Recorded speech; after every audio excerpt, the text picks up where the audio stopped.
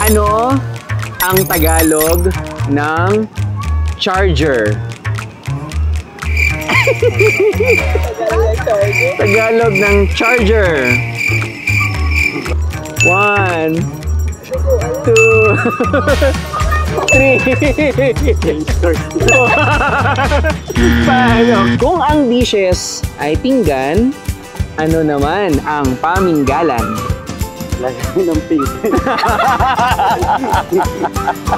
Lagyan ng pinggan? Pwede? Oh, pwede. 2, 3,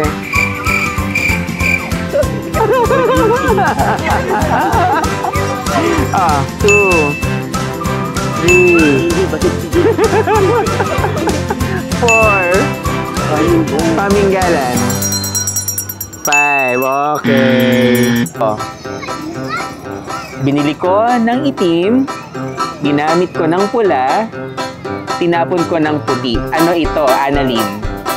1, 2, 3, 4, 5. Binili ko ng itim, ginamit ko ng pula, tinapon ko ng puti. Wala pa rin. Hindi ko maisip. Uling. Diba itim, naging pula, nagbaga, naging abo, puti. Okay, next question. Ano naman ang Tagalog or Filipino ng charger? Filipino ng charger is panablay or pantablay. Na-encounter nyo na yan? Have you heard of it? Alright, next.